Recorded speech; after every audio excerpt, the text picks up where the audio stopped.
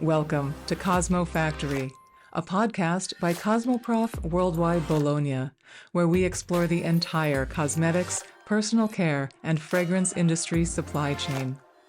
I'm your host, Deanna Utrusky, and here at CosmoFactory, we look beyond the trends to discover the ideas, initiatives, and innovations that are truly advancing beauty. Let's get started. This episode is about economic theory and risk management. It's about looking at ingredient sourcing, R&D, and brand strategy from a fresh angle. It's about horizontal learning, and it's about the market dynamics of Côte d'Ivoire. Today, on the CosmoFactory podcast, I am speaking with Linda Dempah, co-founder and chef d'entreprise at Laboratoires Adeba. Linda, welcome to CosmoFactory. Thank you, Dina. I'm looking forward to our conversation. If you would start us off by explaining the mathematical and economic concept of antifragility. What is this? Sure. So the term antifragile was Nassim Taleb, and he wrote a book about it that is part of a series of books on risk management that he is well known for, called Incerto. So when we think about antifragility, which is at the onset, it is a trading term. It is a term that helps explain the properties of people, things, trading strategies that gain from chaos, that gain from disorder. It gets its head chopped off, grows back two heads. So actually benefits from the chaos and from the disorder. Excellent. So when you apply this theory to the beauty world, and why I found it so fascinating in the context of Côte d'Ivoire, is that when we think about the ingredients that are traditionally used in cosmetics and the whole structure and the skills and the competencies, knowledge developed around it, you realize that we have a very good anti-fragile base of ingredients and knowledge. So I call those ingredients, and not just anti-fragile, they're legendary, right? People have talked about those ingredients for hundreds of years. And what makes it interesting, what makes it compelling for use in cosmetics, in the biocosmetics industry, in a place like Côte d'Ivoire, it doesn't have the most advanced R&D facilities, is that the fact that those ingredients are anti-fragile allow us to de-risk our formulations. Because if we don't have access to labs with equipment and machines worth hundreds of thousands of dollars, we do know that we have access to ingredients that have been tested by time. And time, in the context of anti-fragility, in the context of mathematics, is actually the most rigorous. I can empathize. It was tough. We do silly things to ourselves like this, but let me just...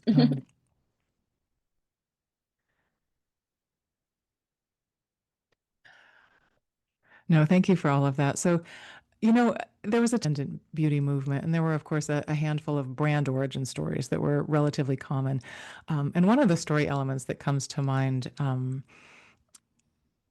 regarding our conversation, I heard many strategy.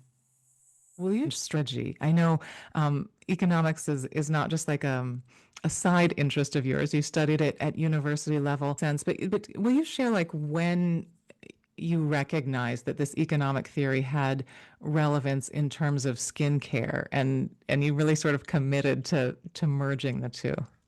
That is such a great question. So I think for me, as I started Adeba, I knew that there were some ingredients, there were some plants, some botanical extracts that existed in Côte d'Ivoire that were powerful and that could solve many skincare and hair care problematics, but that were simply unknown. And as I started exploring and I started testing, I also realized that the language of beauty nowadays is a scientific language. Like people talk about clinical trials, they talk about R&D labs, they talk about all the testing that the products have gone through. And as I sat with my project, and I mean, that was as I was working on it, I was just trying to, I was just trying to figure out how to bridge the gap between what I knew were excellent ingredients and how did I know that? I mean, everybody around me knew that, and that counts for something. Like in my head, like that must count for something, right? Yeah, So what yeah. I knew were great ingredients, and what I of dermocosmetics and active cosmetics that we're bringing in as well. And I'm sorry, I interrupted you. You were sharing about really creating this idea of anti-fragile and skincare. Yes, yes. And then at the same time, as I was working on this project, and I think that was around 2019. So about a couple of years after we officially started, um, I had read Antifragile, so I knew about it. And then I had an opportunity to actually attend a training in New York that was led by Taleb and his team on the whole idea, on the whole theory. And it's usually attended by hedge fund traders and mathematicians and whatnot. And to me, that's at that point that I realized that, well, the way I understand this theory, I actually think it is the answer to like how to communicate about those amazing ingredients, those amazing formula, the folks that are coined it and that were using it on a daily basis.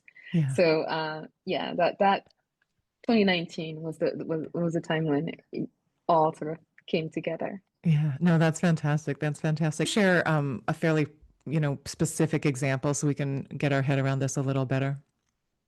Sure. So one way we look at ingredient, one way we find, I would say, innovative ingredients to use is by talking to folks in villages, by talking to and it will sound cliche, but grandmothers, grandfathers, and Taleb talks about the grandmother's wisdom.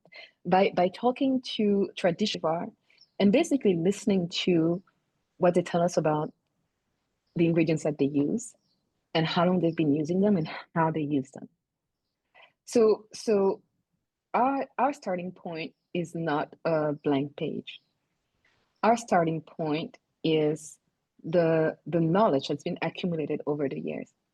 So that basically makes just the selection of the ingredient itself anti-fragile. And then what we also look at is, okay, so there is this, we've spoken to 10 people, if they've told us about this ingredient. Can we find it elsewhere? Like, what are the legends around this ingredient in all those different places? And there's one ingredient that I absolutely love, which is it's called saffron oil. And that ingredient has a legend around it that goes back to the 16th century. And it's about a queen who had some jealous rivals who then attacked her after the death of the king and caused her to lose her beauty, to become disfigured. And legend has it that she was told to travel from Senegal, where she was based, all the way to Cameroon. So it goes from West Africa all the way to the center of Africa, which is, I mean, at the time must have been like days of traveling, and to go meet this other queen in Cameroon. And the secret is that the secret this other queen gave her to restore her beauty was saffron oil. So when we have legends like that, and then we have folks around us who tell us, hey, we've been using this oil this way. And the amazing part is that so many of those ingredients that we use are multifunctional. Like they don't actually have a singular purpose, a single purpose. And I think that would be one of the main differences between the biocosmetics as we see it and what's being done in labs. Okay, in labs, it's very much about targeting and being specific. And I'm using X amount of hyaluronic acid to achieve this particular result. However, the ingredients that we use, what we need to do is to make sure that as we process them, we don't destroy their properties, because we want to make sure that the person using those products, using those ingredients, can benefit from all their multiple properties. So that's the other element in our sourcing that helps inform our sourcing and how we go about. A component from a particular plant extract or what have you, divide it up, right, into its constituent pieces. And sometimes, companies will then blend a few of these together for various reasons. But I do see ingredient makers. Again, it's an emerging trend. It's not robust at this point, but kind of moving away from that fraction style of ingredients into what they're describing as more holistic ingredients. And different companies are approaching this in different ways. But I think part of the inspiration for that emerging movement is the fact that I think this wellness shift in our industry, the consumer is looking for very holistic benefits now. You've mentioned the luxury of this, and really sort of suggested to, or maybe does not equate to being slower, to being smaller. Ideas like seasonal sourcing, you've brought that up, more of an independent brand approach. I guess something I want of business growth where your brand is right now, just a phase. Do you have long-term plans to scale the brand into something global? We think of maybe brands like Tatcha or ASAP. Brands like Tatcha or Aesop, both of which were acquired by major multinationals. Is this sort of small artisanal luxury ingredients sort of a place of growth along your brand's trajectory, or is this a space that you want to own? Well, I think not only is it a place of growth, I think it is a required place of growth because I think if, as a world, we take the threat of climate change seriously, then we'll need to think about moving away from petrocosmetics into biocosmetics. So then the question flips. It's not about whether or not it is a place of growth, but it's about how do we make it a place of growth. And if we change we change the frame, if we reframe that way, then we can think of solutions that can actually take a brand like mine to much higher levels. And I'll give you an example. One brand, I'm not sure I'm allowed to quote it, but one to say the name, but one very known, very well known French brand that's global, sells a cream with shea butter in it every 3 seconds in the world. So that means that they are able to get enough supply to fulfill their demand, and that's from a tree that we can't really plant right now. So I think there is room to grow, and I also think there is room to be smart about what we choose as ingredients for our cosmetics. Mm-hmm. So I go back to saffron oil. It's a very expensive ingredient right now. It costs about I think it's about $60 a liter in Côte d'Ivoire. So I'm thinking in the US or elsewhere in the world, it's like the price might be like tenfold that. So it is a precious oil.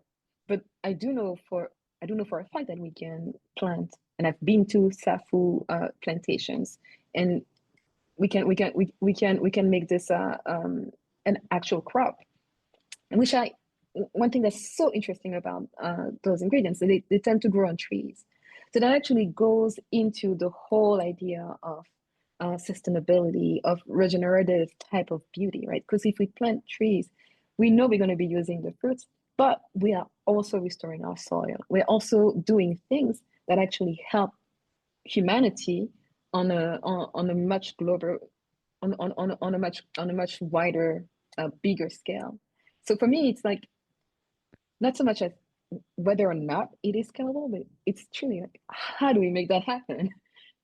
Yeah, no, I love that. And I think my next question kind of builds on that, or asks about how the industry can build on that. If you see this anti-fragility functioning as a model for the larger industry, how might brands or suppliers of any size put this theory into practice? So that's a very good question. And I think that's something around, there's something around disruption, right? Going back to economic theory or business theory. There are things that larger companies simply cannot do because they're not set up for it and they don't have the infrastructure for it. It becomes too expensive. It's too slow. It doesn't generate returns as quickly for them. So I mean, call me competitive or something, but I just think we should replace them. I was like, it's it's a matter of are we set up to do R&D that is not like your definitive 6 to 9 month product development cycle? Like are we ready set up to do R&D that involves just going and interviewing folks in villages for a month and then coming up with the interviews, and are we comfortable with that? And I don't actually think that everybody will. Like even in Côte d'Ivoire, that everybody will be comfortable with that. Like even in Côte d'Ivoire, you have folks who react quite negatively when you attempt to modernize traditional ingredients. They for them it's because those ingredients are traditional, then they must remain in that domain of being murky and unapproachable, and who knows what goes in there. But that doesn't have to be the case at all.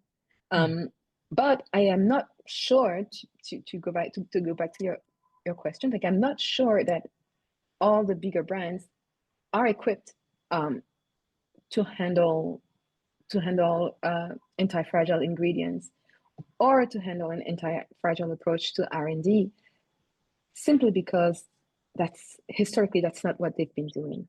Yeah. And that's just, yeah. It makes me think that if someone were intrigued by this idea, but they recognize that they're not set up in that way, it might make sense to sort of interrogate the business in terms of how have we created a resilient business model, or how have we created perhaps even a fragile business model, and sort of reflect on that. You mentioned a little bit about what's, what you hear back from certain consumers, perhaps, or groups in the industry there in Côte d'Ivoire. I will say you're the first person from this country who I've had the opportunity to interview on CosmoFactory. If you don't mind, I do want to ask if you would share a little bit about consumer trends that you are seeing locally that are particularly exciting. Sure. So right now in Côte d'Ivoire, I call it almost like there's from Wakanda, from the Black Panther, the Marvel movie, there's almost like a Wakanda trend where folks are realizing that we have amazing ingredients and we have amazing potential locally. And they are seeking out brands who are working on those ingredients while making them be more accessible, maybe in terms of the smells, in terms of the texture. So you do have that trend, and it remains niche, but I can definitely see it grow if the brands that are involved in that industry manage to make it sexy and manage to keep it accessible. This the biggest part of the cosmetics industry in West Africa, in Côte d'Ivoire, is actually for quite toxic products that are used to bleach the skin. So that trend has been around for years, and I don't see it abating anytime soon. And honestly, I can only see that trend being see that change in like almost like a subtle, like non-confrontational, like very subconscious way even. Because we need to be able to address the deeper reasons why people go towards these types of products, like the beauty standards and all that. And that's not going to be done by shouting it or by saying, oh, this is terrible, use my product instead. No, it's just going to be done just, via just beauty marketing, which I love, which is beauty marketing is the most inspiring marketing, right? It's like aspirational. You make people dream. You give them what they want. So that's what we need to do to reverse that trend. So that's what I see. That it's almost like those two parallel paths happening, and it's amazing how you go from using ingredients and using formulations that are just not good for you, but they're good for your health, they're good for your community, they're good for the environment on one end. And on the other hand, you're using ingredients that are known to give cancer, that are known to make healing, like your skin healing, much more difficult. Um, and and and we all we all are existing in the same market, and we're all trying to get market share. It's amazing. It's fascinating. Yeah, yeah, no, thank you for that. And you mentioned market share there. I'm wondering if you can um, give us a little bit is in that space. It could be useful. Okay. Sorry. And this will be our last question. So, No worries. Um, so I'm just gonna say, Adeba, we're still very small. Like I mentioned, we are going on our 10th year. But when we did our market research project last year, we had less than 2% penetration in the Ivorian market. Like we have about 16 products, and at the height when we were doing amazingly well as far as our marketing income, we reached about 50 million CFA in revenue, which is about $100,000, which is a lot for Cote d'Ivoire, but it's piddly and nothing when we think about the beauty industry in the US or globally. So we have a lot of room to grow, and we share the space with huge companies. I mean, they're like the CBOB, the Gond, or the Dream Cosmetics that are industrials that churn out like hundreds of thousands of products a day and that distribute all over West Africa. okay. So these are true, like they're true behemoth. And we also are sharing the space with smaller niche brands like similar to ours. And I can think of I can think of, it's a brand called You, there's a brand called Parfait. And these are local brands that are go trying to address the needs of the smaller niche market. So in terms of Cote d'Ivoire, these are some of the two some like if we think about local beauty industry, these are the two types of local companies we have, and then of course we have a ton of imported products, especially in places like pharmacies, where there's a play for dermocosmetics, for cosmetics that address specific skincare and healthcare problems. Then you get a ton of the well-known Laboratoires, not just Adeba. So you have all the French brands that are there. They're present in power, like they're very all over pharmacies in Côte d'Ivoire. So that's pretty much the setup, I would say. Yeah, yeah, no, I'm glad you shared that. Thank you. And Linda, I have to say, this was all truly fascinating. It has been very nice speaking with you today. Thank you for being a guest on the CosmoFactory podcast. Anytime. Thank you so much for listening.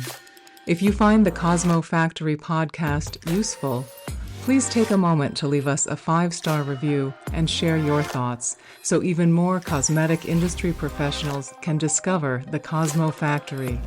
I'm Deanna Utrusky.